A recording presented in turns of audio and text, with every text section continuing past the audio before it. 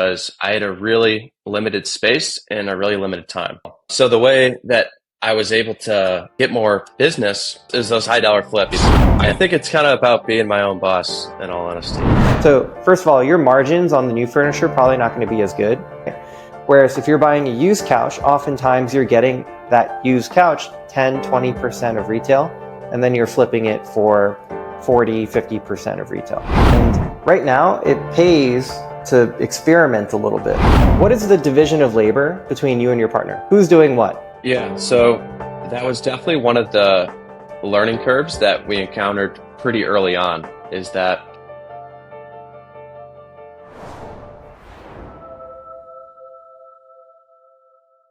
Connor, thanks for joining me on the Couch Coach today. Why don't you give our viewers a little bit of an intro, tell them about yourself, your business, and we'll get started there. Yeah, so my name is Connor Mullowney. I'm actually based out of the Chicago area. I got started in couch flipping about 5 or 6 years ago now, and it's gone in a couple different waves of being full-time, being part-time, kind of being all in on it versus not. And since then, I've just been trying to grow, but I've recently gone full-time as of about a month ago with a partner of mine. So we're doing everything 50-50 and just navigating how that's different compared to doing it as like a single operation is kind of where I'm at right now. Yeah, so we were just talking about this, but you had a career in tech sales, and recently you made that decision to transition out of your full-time job, start couch flipping full-time. That's a pretty big choice. So maybe you could tell us a little bit about your motivations for making that jump. Yeah, no, honestly, I loved working in tech sales at the company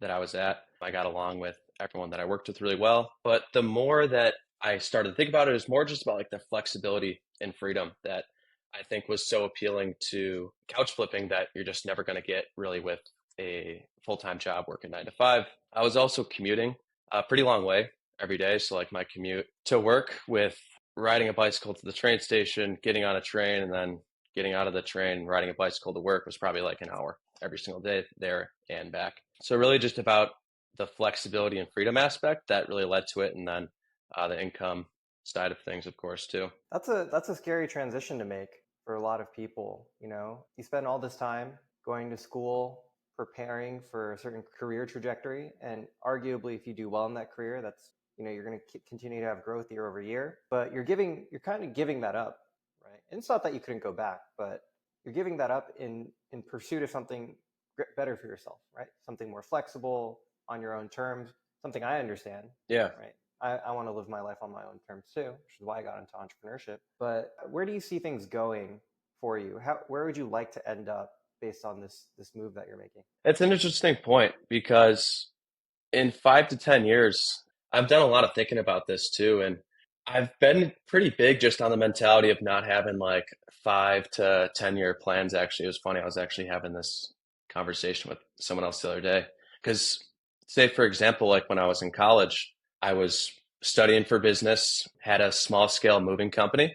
Well, there, and kind of the plan at that point was to graduate, get a job, start working, whether that be tech sales or some other type of job. And I think if you fixate yourself to these like 5, 10 year plans, you do miss a bit of opportunity, I think, of, where life could possibly take you. So say couch flipping, for instance, I never even thought I would be in the position to be flipping couches full time, especially. But as a rough kind of outline, I would say selling new furniture is more like the full time, and then the part time, like on the side kind of gig, is like the flipping of the used stuff. Right now is kind of what my partner and I kind of envision right now, roughly.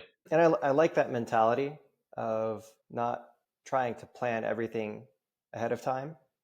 I think if you're going to build a big company, right, you need a vision for the future. Yeah. And the more people that are in that company, the more important that vision is, your ability to articulate it, because that's what leads people to like joining your company and understanding where you're going and feeling united in their actions and having purpose, right? So vision is important, 5, 10 year outlook. But if you're sort of just figuring things out, you kind of just want to do things, right? You want to take actions. One thing leads to another. One door closes, another door opens.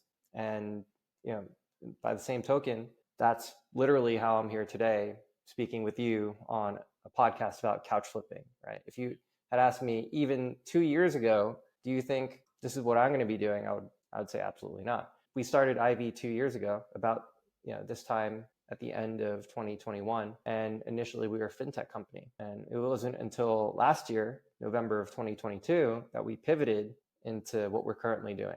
So it's really only been a year for us, and really interesting and fruitful year. Lots of twists and turns, but it's certainly not something we could have predicted. But I at least had this outlook, right? When I was younger, around age 21, 22, I'm 31 now. I wanted to be an entrepreneur. That much was clear to me at a pretty early age. I wanted to be an entrepreneur. I don't want a traditional 9 to 5. It doesn't really matter to me what form that takes, but it has to be something like that. And I'm guessing you're on a similar path now. Like, you've tried the corporate thing, you've tried working for someone, you've seen what's out there, but it's not quite for you. Yeah, I mean that's definitely the goal to, go the entrepreneurship route. Just in general, from the perspective that I had was more like, well, the position I'm in right now is great. I love the company that I work for. I love the people that I work with. The pay was really great for especially what I was doing. And I just didn't have fulfillment and like think I was like, this is it for me. I had that situation. I said like, oh, like, well, if this is as good it's gonna get, like, I don't know if I could do this kind of thing. So that's what kind of led to the eventual decision to say, hey, like, I gotta kind of figure some things out here and go full time with what I kind of know and believe. I think it's kind of about being my own boss, in all honesty. I had a lot of flexibility in my other job, and I think nothing outweighs just kind of working for yourself. For some people need a job. That's what I figured out.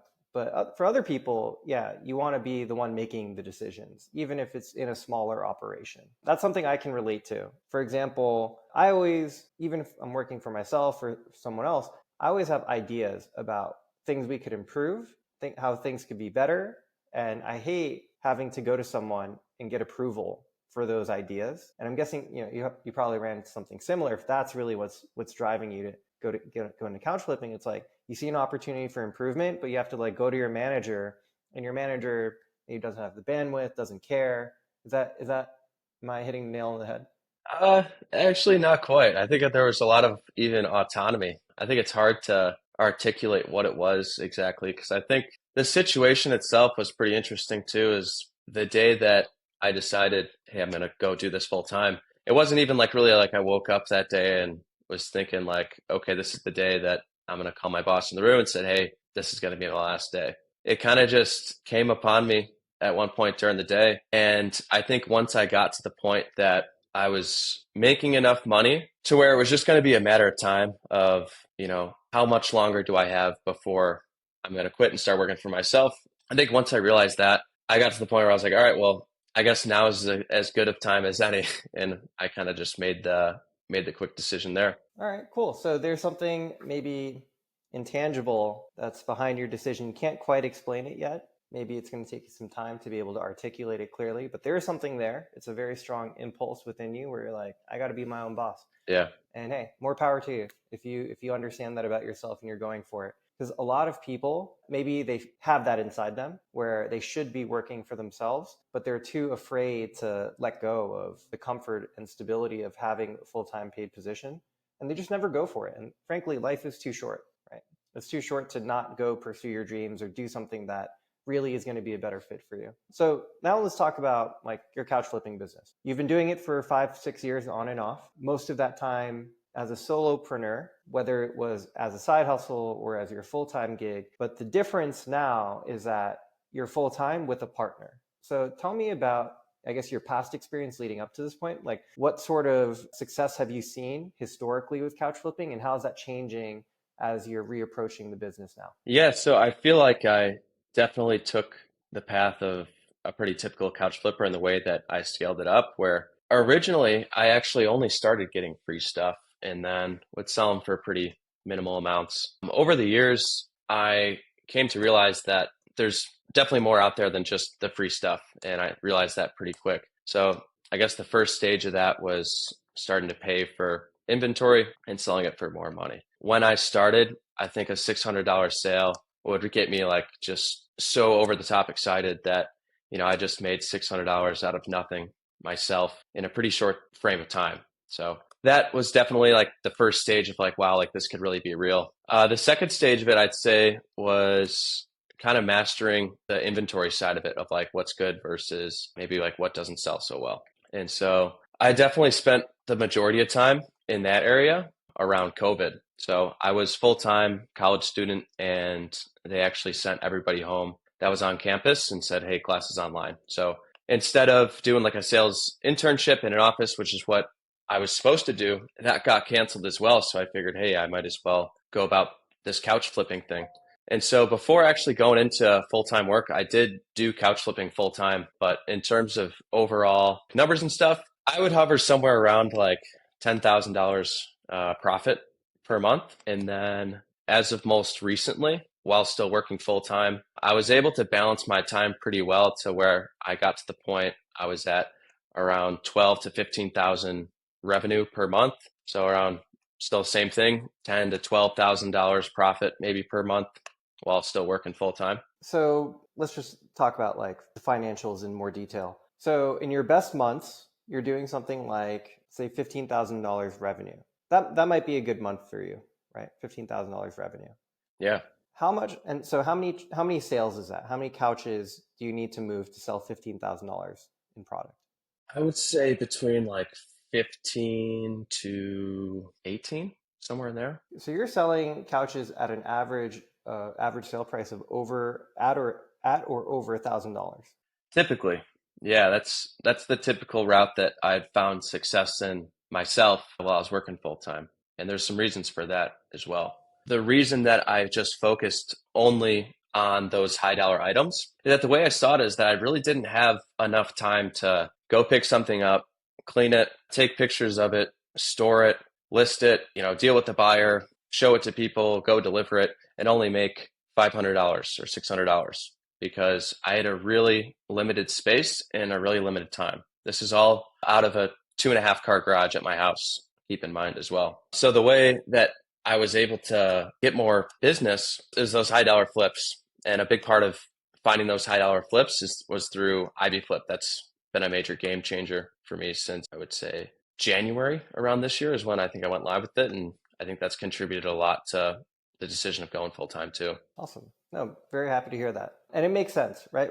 What you found out is whether you're flipping a $500 couch or you're flipping a $1,000 couch, you're putting in roughly the same amount of time and energy. You still have to pick it up. You still have to clean it. You still have to take photos. You still have to store it. You still have to deliver it to the next person. And especially if you have a constraint on time, you're working a full-time job, then you want to be as efficient as possible, aka focus on flips where you can make $1,000 in profit margin.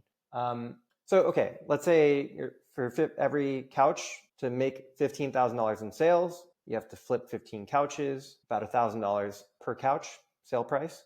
What are you buying these couches for? And what kind of couches? Are you sectionals, three-seaters, love seats? Where are you focusing? Yeah, I actually rarely ever get love seats, sofa love seat combos. It's mainly all just sectionals. And it's strictly just through, as of right now, Facebook, OfferUp, and Craigslist. Got it. And what is your average purchase price? Average purchase price, I would say, is somewhere between 200 to 500, but I wouldn't be opposed to spending up to 8 or 900 bucks for the right type of item. What is your average gross profit per flip? I would say doing it myself before transitioning to kind of what we're doing right now, it was right around 800 bucks to $1,000. So to be clear, gross profit is just your average sale price minus your average cost of goods would be your average. So it's like whatever you can sell the couch for, subtracted by what you purchased the couch for, that is your gross profit. And then your net profit takes your gross profit, you subtract your operating expenses, that's what your net profit is. So something like $600, $800 is what I'm hearing in gross profit. Gross profit was, no, I'd say still just definitely around 800 to 1,000. That's without the operating expenses, you said, right? Yeah, without the operating expenses. Now, what were your operating expenses in the past? And the reason I'm framing this is so we can have an accurate comparison of like before and after, right? So what were your operating expenses in the past? It sounded like you're operating out of a garage, 2.5 car garage, so you don't have a storage unit. What are you paying for? What is money out the door for you? Really just really just cleaning supplies and gas. Occasionally, I would have some labor expense as well if I was outsourcing the pickup or the delivery, if I needed a hand to have a friend help me, but that was the majority of it. Do you know what that would come out to in like a monthly basis? I wouldn't have a great guess, but if I were to roughly estimate, I would say maybe around 400, $500. Got it. So this gives me a decent picture of what your business was like in the past. Now let's talk about some of the changes going into the future. So you've started up again full time. You have a partner. He's working on this full time too. Your expectation going into this is probably that, well, double the people, double the effort, double the result. But what I'm hearing is that this has not been the case. So tell me about the current situation. Yeah, I think you took the words kind of right out of my mouth there is that, theoretically, I think a lot of people, including myself, would think, you have more time, more resources, as in two of us, more storage. We've taken on some expenses with storage units, more availability as well of just having a flexible schedule to drop stuff off and pick stuff up where before that would be a major problem. And you think that would all lead to having, these $30,000 months relative ease. But we've only been going for about a month and a half now. And we had a $20,000 month in October revenue. And that included a lot of just kind of getting set up for just the business itself. But October is probably going to be November is probably going to be about another $20,000 month. So what we've been finding that it's not just as plain and simple math of double the input equals double the output. And I'm kind of curious on your thoughts of where kind of you stand on that and some things to get around where we're at right now. Absolutely. So roughly, I mean, if you're doing $10,000 in revenue a month alone and you're doing 20,000 with a partner, then you are double. Yeah. So that makes sense.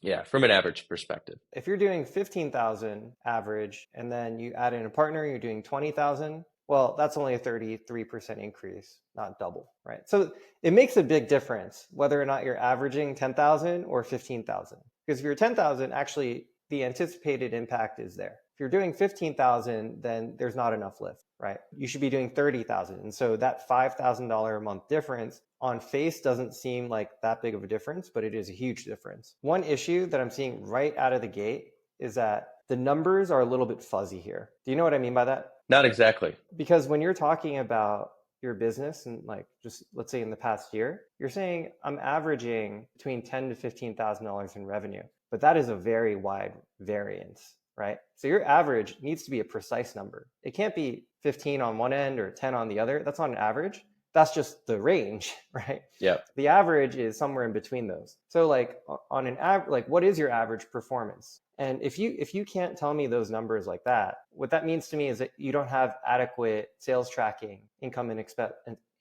expense tracking in place. So is there a place where you are logging every pickup, every sale, every expense, and then tabulating key sales metrics on a monthly basis? Do you have a P&L? Do you have a sales tracker? That's my question. Yes. That was kind of a lot of kind of getting the setup with things in early October of trying to put these more formal processes in place.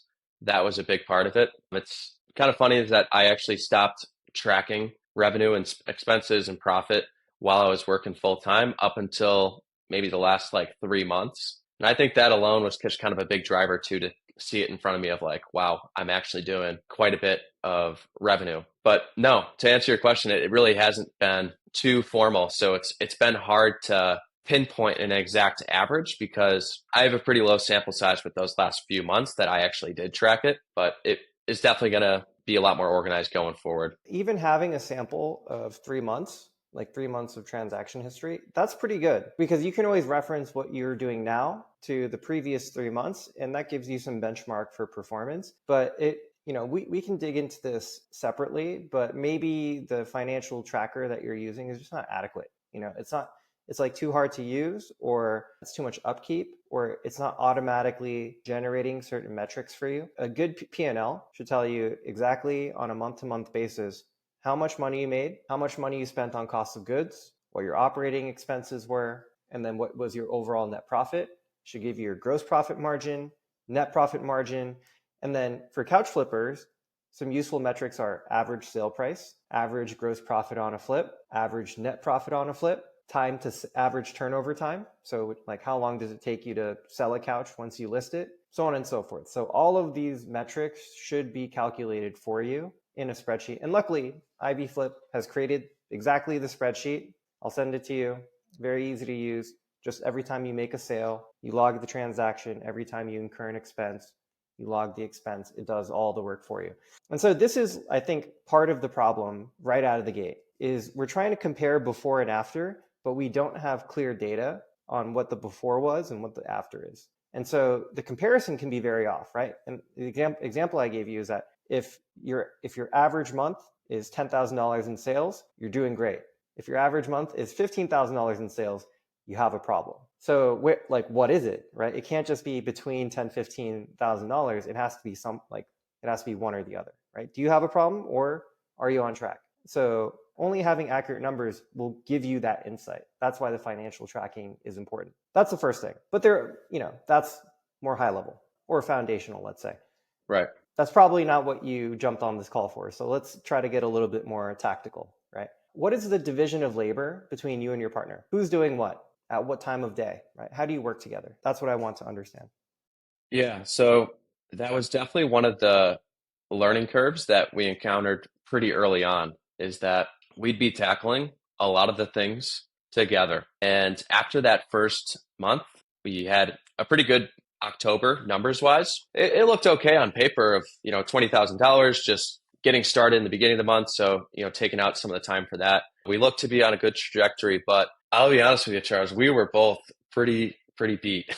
We were working a lot of the times late at night, making long drives together. And then we get there and it would just be in the garage sitting there and we'd go, oh no, like one of us could have done this alone. So the first thing definitely being trying to split up as much as we can of, just dividing out what we could do ourselves so that we could, come together and make a bigger impact at the end of the day. One thing though that I have noticed is that when we do clean stuff together, like say we get the Mighty out with the extractor, someone's spraying the soap on there, we got the drill brush, doing the vacuuming, the de-pilling. We picked up a 3-piece sectional for maybe $200 or $300, and probably with the both of us cleaning it, an hour maybe, and then turn around and sold it for $2,500 in a couple days. And when I was doing that solo, that I could have never even dreamed of doing something that was that intensive from a labor perspective and flipping that quick. So right now we're just trying to figure out what makes sense to work on most together versus what do we have to split up and do separate, even from an administrative perspective. So in October, you did $20,000 in sales. In November, you're about to do about the same, right? 20,000. Is that still about 20 flips for you? I could look right now, but I think it's probably going to be more. Let me take a quick look. Yeah, take a look. Yeah, we're going to be probably right on track for about 22, 23, 24, somewhere in there probably. Based on how many flips? There's about 16 right now. Okay, and what is revenue right now? Because you told me 22 you're on track for, but like what is 16 flips? How much revenue is that? We have $15,125. Okay, got it. So about $1,000 per flip. All right, same target. Now, let's say you can get to 22 by the end of the month. What's keeping you from getting to 30? What do you think? What's the first thing that comes to mind? Inventory is the first thing for sure. You can't find enough couches that you can flip for $1,000. That's part of it. Okay, what's the other part? That's really the biggest thing that I think is our bottleneck right now is finding couches that are going to be worth it. But at the same point, we're trying to transition into, sounds pretty crazy, of even lowering that average profit per flip. Doesn't sound crazy. Sounds about right, actually. Yeah. Yeah. So look, if you're side hustling on your own, you have 10 hours a week to put into flipping couches. So maybe on your own, you can flip like 4 couches a week, right? 4 couches a week, 4 weeks in a month, about 16 couches. That's about the most you can do as someone who's side hustling. So you want to focus on the highest efficiency flips as possible because you literally don't have time. And there's a huge opportunity cost there. You pick up a couch, you flip it for $300 versus you pick up a couch, you flip it for $800. I mean, you're basically 2.5 times more efficient flipping the latter couch than the former couch, right? It's a huge difference in terms of your product, but you've eliminated that constraint on your own time. So instead of 10 hours a week, 20 hours a week, now you can put 40 hours a week, 50 hours a week, 60 hours a week. You basically have double or triple the amount of time in a given week to dedicate to your full-time gig now into couch flipping. Your partner, maybe it's the same thing. I don't know what he was doing before, but he has roughly full-time hours to dedicate to couch flipping too. And so before, where you could barely keep up with the supply and find like 15 good deals a month, you could barely you didn't even have enough time to go and like source and flip all those deals because you're working full time. You have to imagine your bandwidth between you and your partner has virtually quadrupled, quintupled. You have like 4 or 5 times as much time as you used to. And if you're not spending that time doing something, you're wasting time. Simple way to put it. And maybe there are 15 couches in Chicago that you can flip for $800,000 gross profit every month. But now you need 4 to 5 times that much. Mm. And so instead of 15 couches, you need 75 couches, right? You need 60, 75 couches a month that fit this criteria. That's probably going to be very hard for you to do just on Facebook Marketplace alone. So the channel that you scaled your couch flipping side hustle on part-time is not the thing that is going to enable you to scale full-time 2 people. So it's either you need to diversify the mix of couches that you're bringing in and also bring in some stuff that is at a slightly lower profit margin, but it's still a good use of your time insofar as you have that time. Or you need to diversify how you're bringing in those couches in the first place. Maybe both. Probably not a bad idea to do both. And then you also really want to look carefully at how you are allocating your time between the two of you, because there should be as little redundancy as possible. So for example, this is something that you were just saying. You guys are both in the same car on the way to pick up the same couch. You show up there. Yeah, one guy could have moved this. Now it's a total waste of one person's time, right? And that's what, 2.5 hours round trip to go pick up that couch, load it up, Yep. drive it back, put it in your storage unit. I mean, that's basically totally wasted time for one person. And very likely there's only about 10-20% of the overall activity that you guys are doing where you need that redundancy. AKA, there are only certain pickups in a given month, probably 10-20% of your pickups where you need 2 people to move that couch, either in or out. I would say for deliveries, you probably don't need 2 people. Right. Right? Drop it off curbside. That should generally be your policy. Drop off curbside. Try not to move things inside, because now you have to deal with, it doesn't fit in the doorway, get into the house, or you're moving it into the house and you damage something. Now you're liable for that. Right.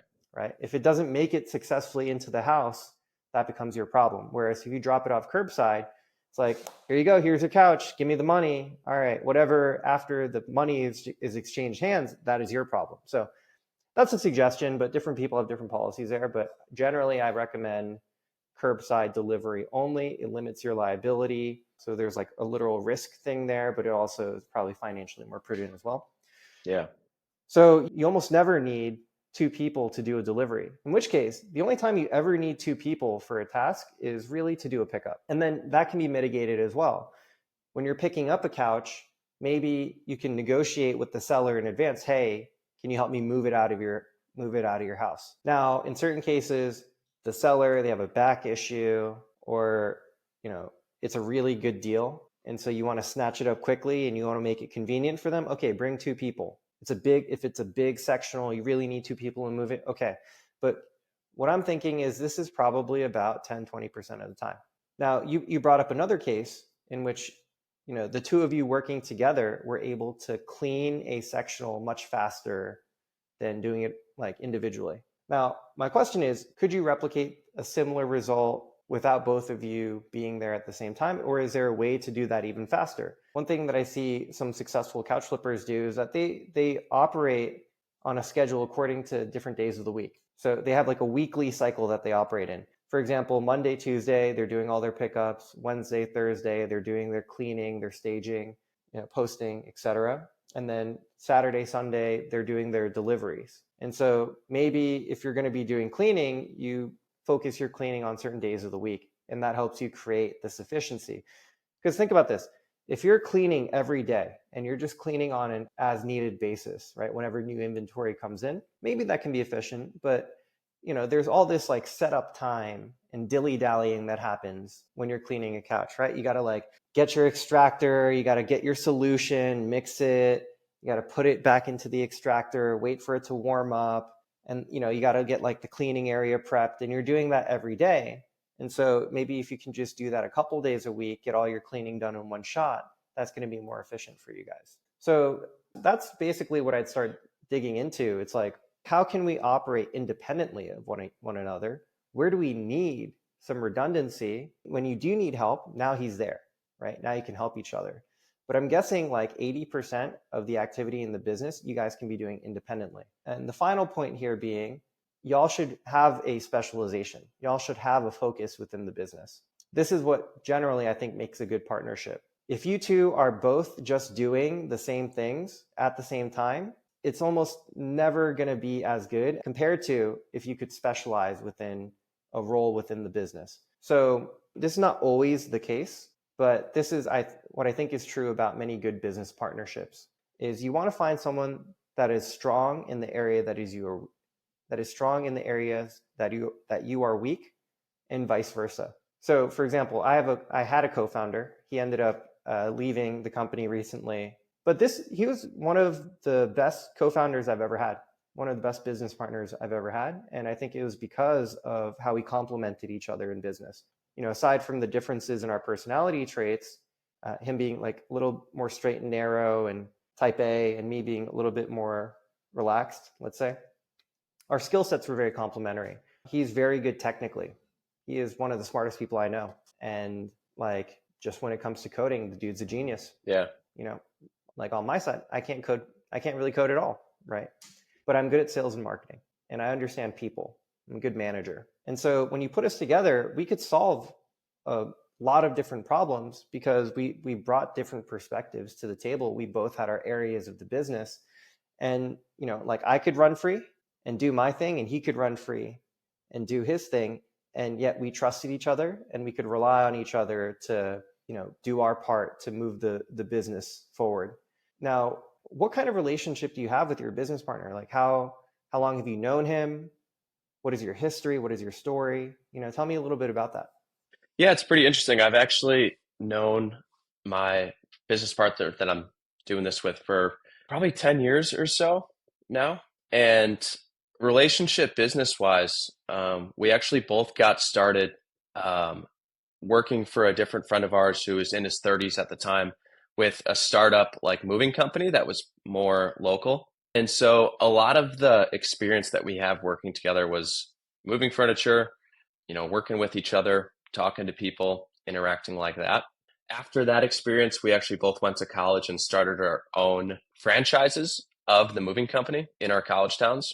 So we were able to bounce the ideas off each other from a marketing perspective, price points, things like that, which was really useful. But yeah, that's kind of the gist of it, and kind of how we got into doing the couch flipping too, is through the moving company.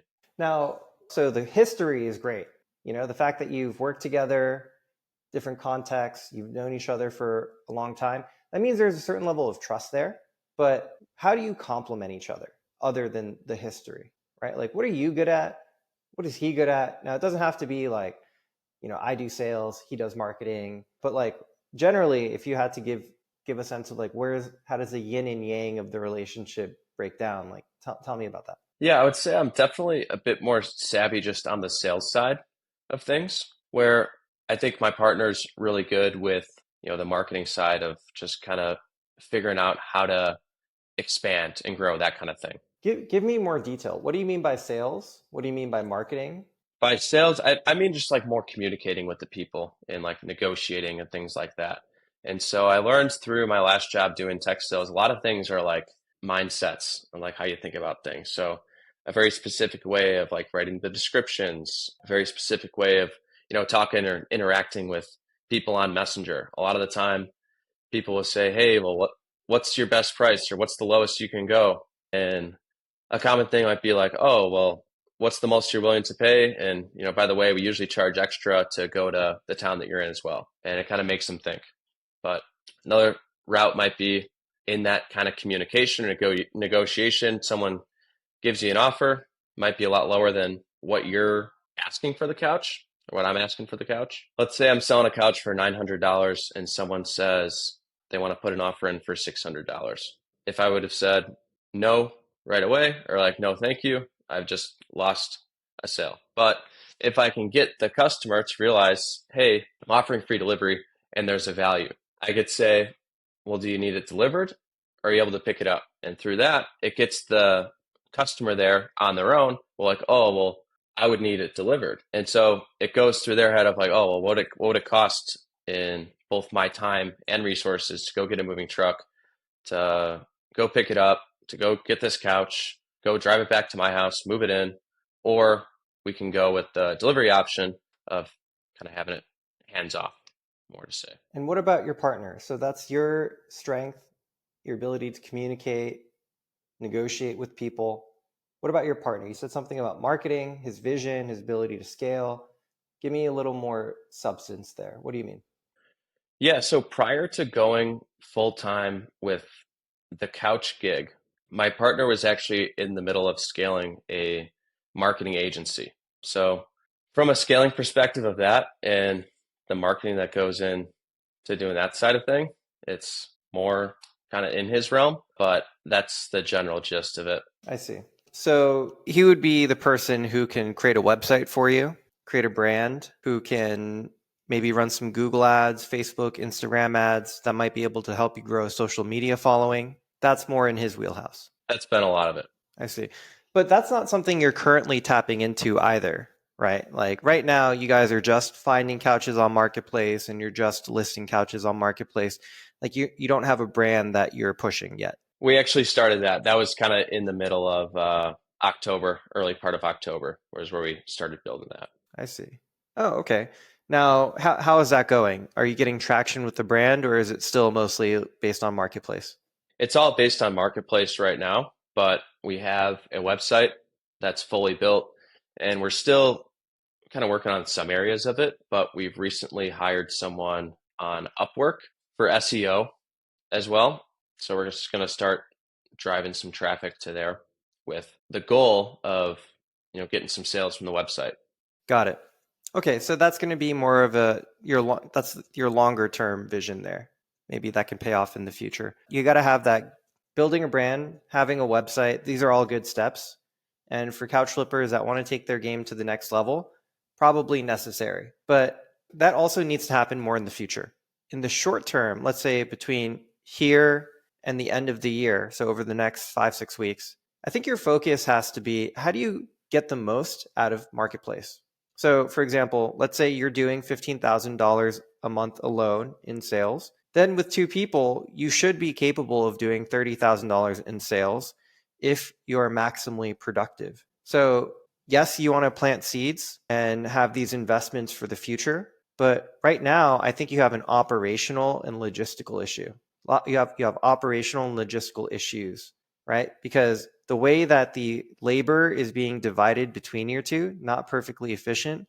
The selection of inventory that you're bringing in and the price points that you're selling them at, not perfectly efficient. And just the general way in which you are handing off labor to one another is probably not that efficient. So it's like, look at your overall process. Does that need to be tweaked? Look at how that labor is being divided. Does that need to be tweaked? Do both of you need to be driving and doing pickups in a single day? Do both of you need to be on your phones doing sourcing? Can one of you take responsibility for that? Can one of you take responsibility for cleaning instead? These are the things that I would start looking at. And then finally, I really think that you need to diversify the mix of couches that you're bringing in. If you used to look for couches that you could flip for $1,000 and that's kind of your sweet spot, I would start looking at couches that you can also flip for $500. $500 gross profit on a flip is pretty good. It's really good, especially if you can do 30 of those. There's two ways to make $15,000. $15,000 gross.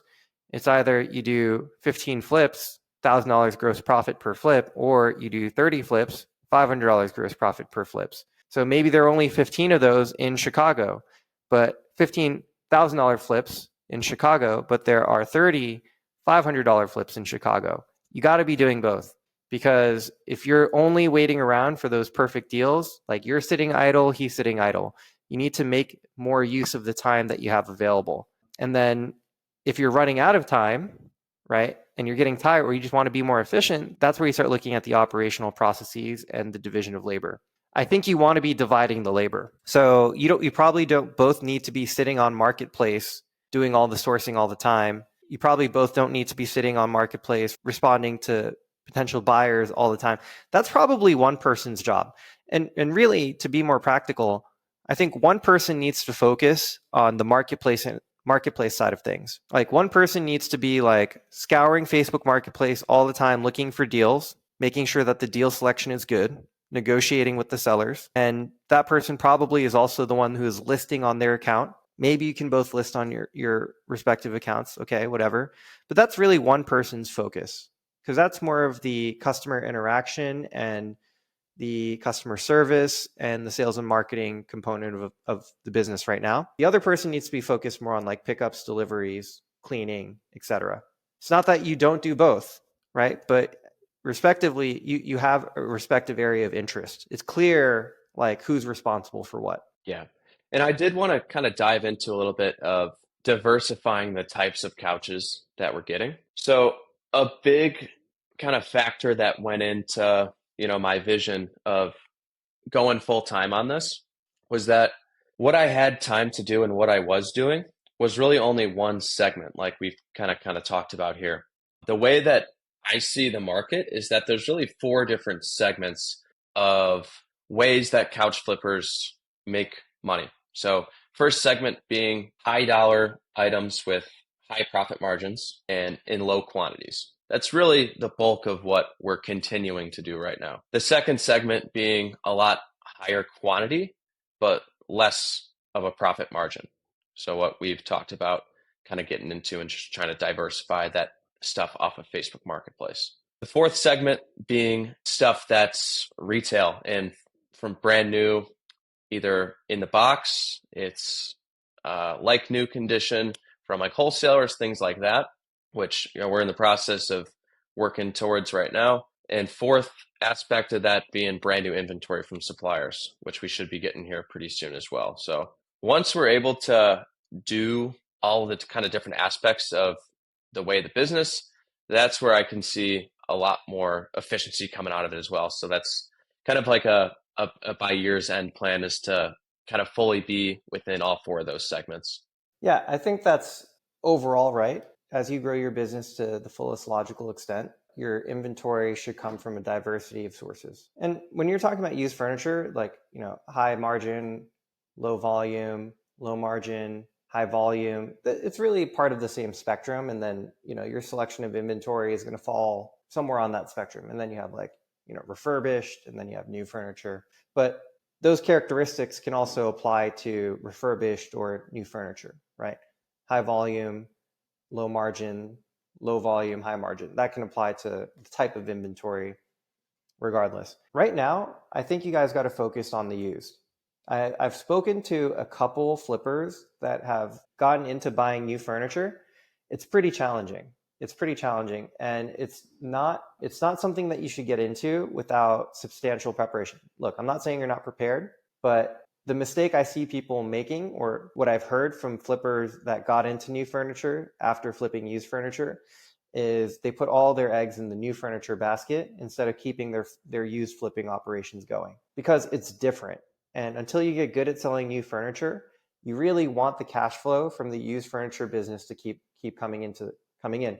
So first of all, your margins on the new furniture probably not going to be as good. So let's say on average you're doing $800 gross profit on a used furniture flip, on a used couch flip.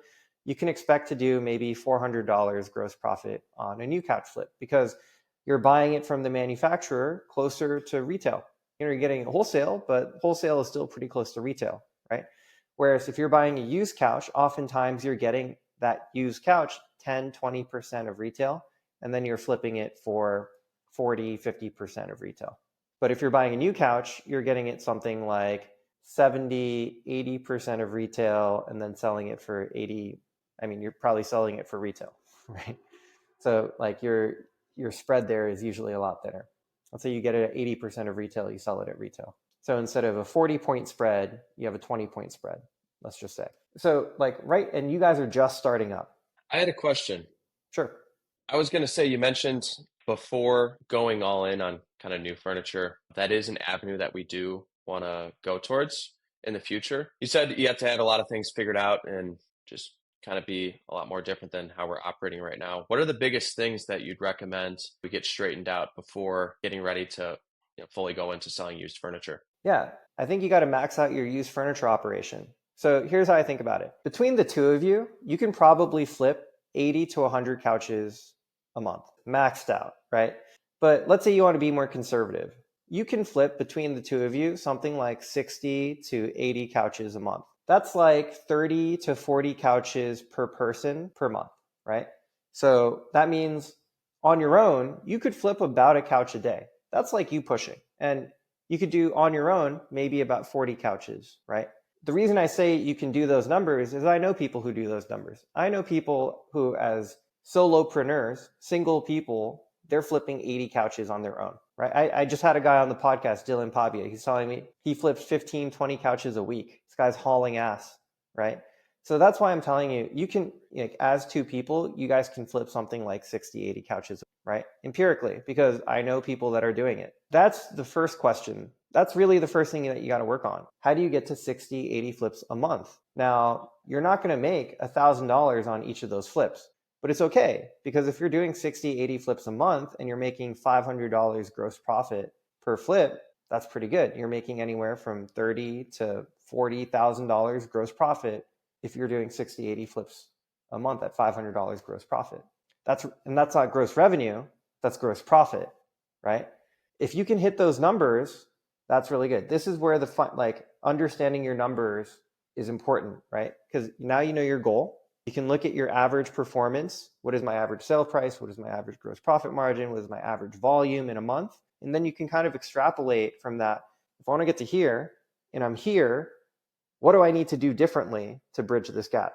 That's why having an accurate view into your financials is important, why I harp on it so much. But let's say roughly these are the benchmarks for you, right? You want to do 60, 80 flips a month between you and your partner. Take a month, go balls to the wall, right? Just try to do it. Yeah. And then see what happens. Probably what's going to happen, you guys are going to be tired as fuck. Yeah. No offense.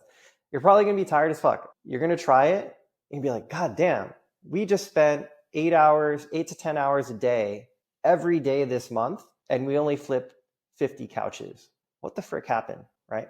Learn from that experience. Figure out where are the bottlenecks? It's like, okay, we picked up 50 couches, but we spent 25% of our time on these 10 couches because, they were hard to move, they're hard to clean. We like this one couch in particular, we spent 8 hours trying to clean and we only made $600 profit on it. Right. You learn from that experience, right? And now you optimize your setup for certain types of deals while either totally avoiding deals that are basically not worth your time and energy, or figuring out how to bring in outsourced labor to assist you with certain opportunities like that. So that's really the simplest explanation I can give you, is like, based on data from what other couch flippers are doing, there's a benchmark for what you can achieve. And you guys are in a good market. Chicago is a good market, right? It's one of the best markets in the US. Yeah. You could be flipping 60, 80 couches a month. You're going to have to make a concession in terms of your gross profit per flip. It's not going to be $1,000, but if it's even $500, that's pretty good. Yeah. But try it, right? And my expectation is that if you try it, it's not going to be that simple. Like, you're probably going to fail at first. When you try to get to 60, maybe you come closer to something like 40 or 50. But 40 or 50 is a lot better than the 15 or 20 that you're already doing. The simple problem that you have right now is you just don't have enough output. Right. Like, you're just not moving enough volume through your business for two people for it to be worth it. That is clear as day based on the metrics that you've told me. Like, month to date in November, we're three weeks in. You guys have flipped 15 couches. Not enough. And it seems like, because we'll have sales that are, between $2,000 and $3,000 that we'll make between 1,800 to 2,500 bucks on. And it seems like the other ones are ones that will make like maybe five, 4, 5, 600. And that is, it's kind of creating like that average in the middle of 1,000. So I wouldn't say that we're just flipping 15 couches that are, yielding 1,000 each, because I feel like we're picking up like everything that we deem as like a good deal already, but it just runs into the problem of finding those deals that would make sense to actually pick up. It's hard to transition to see ourselves picking up 60 to 80 couches in a month. It seems like almost impossible from what the market at least is organically picking stuff up. It has to at least double, right? Because if you're doing 15, 20 on your own, you don't need a partner to do 15, 20 in flips. You don't even need to be full time. You've established that, right? So if that's really the limitation, there's not enough inventory for you to do 60, 80 flips in the Chicago metro area, then simply like you shouldn't, both of you shouldn't be full time in this. But actually, I don't think that's the thing. I don't think the limitation is that there are only 15, 20 deals in Chicago. I think that there are probably deals that you're passing up on that you could pick up and make money on. And right now it pays to experiment a little bit. If there's a deal that normally you'd pass on, or there's a deal that is a little bit like outside of your comfort zone, maybe that is a deal that you should consider picking up. And if that feels too risky, then what I would do is take those deals that you think potentially could be good, but you're not sure on, and try listing them. Yeah. Right? Like you can find a couch that's listed in a different market, or find pictures of a couch that you think could be good, and then just run a test. You create the listing, you post it, and you see what kind of reception you get. And then that'll give you some data that'll give you some actionable data before you actually make the investment of buying the couch and listing it and yada yada yada. You have an experiment. You post as an experiment. You get to see the clicks, the saves, the shares, general engagement that you're getting with that post, and that'll give you more confidence to pull the trigger on that sofa if you see it in the future. Right.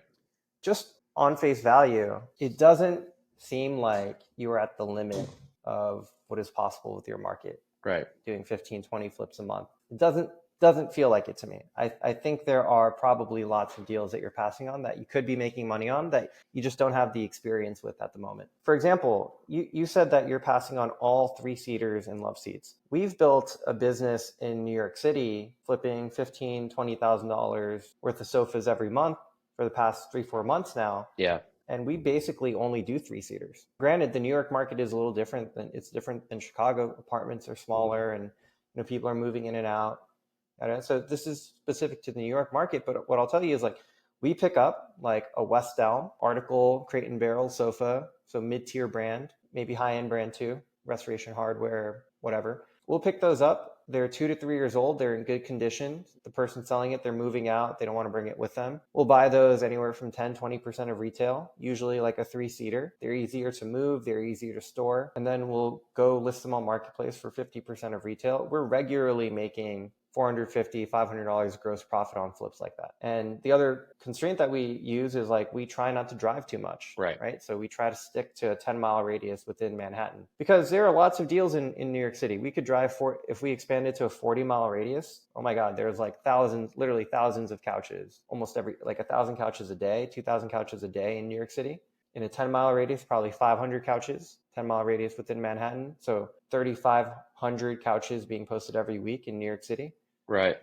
And we just sort of pick and choose the 3-seaters. So if you're not flipping any 3-seaters, there's probably money that you could be making there. Once again, it's easier to move, easier to store. There's money to be made there.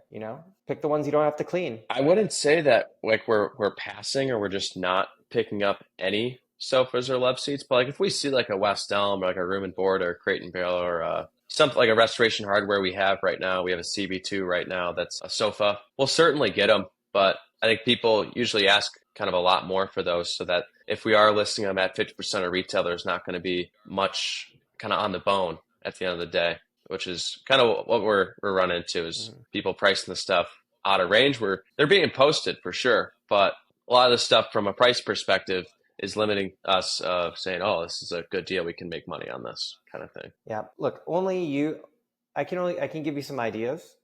but only you and your partner are going to be able to answer that question definitively. Just looking at the numbers, Yeah. I think there is more opportunity beyond what you guys are finding, because I know people in other markets that do more. I'll just give you the example. I was just talking about this guy, Dylan Pavia, Columbus, Georgia, not even in Atlanta, right? But he drives to Atlanta, fills up a box truck, and this guy in Columbus, Georgia is moving 15, 20 couches a week, right?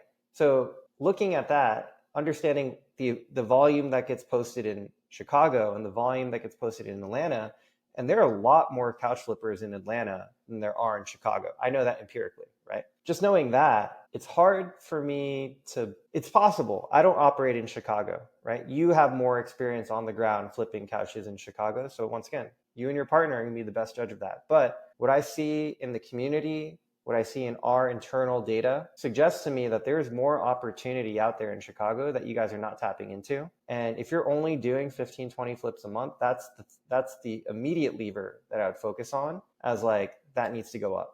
And before you prioritize anything else in your business, that's what you need to focus on, is how do we get to 40, 50, 60, 80 flips a month? And if you can solve that problem, now you're well equipped to start tackling other kinds of inventory, refurbished, new, etc. Because you start getting into new furniture, you're going to have to buy a pallet, right? You're going to have to sell 50 of one couch. And if you can't sell 50 of 50 used couches in a month, how long is it going to take you to unload 50 new couches, right? Probably couple months, 4 or 5, 6 months.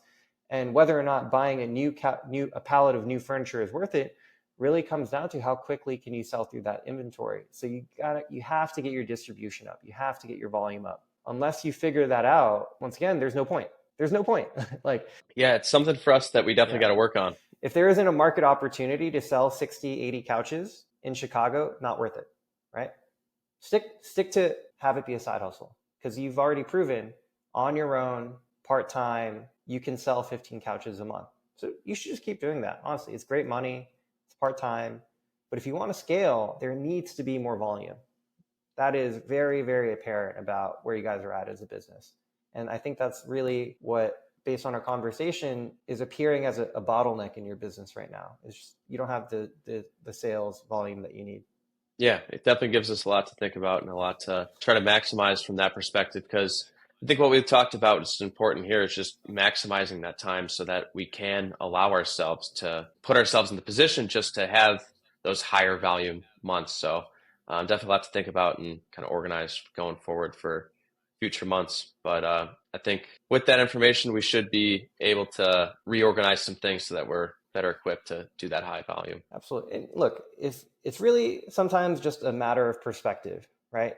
Like in your bubble, it's like, this is what we think is possible. But the value of what we're doing on this podcast and me having conversations with some of the best flippers in the country is like, I can give you I'm giving you real perspective on what other people are doing, what's working for them. And so what you think is a good benchmark may not be the actual benchmark for your business. So you start calibrating your expectations against what other people are doing.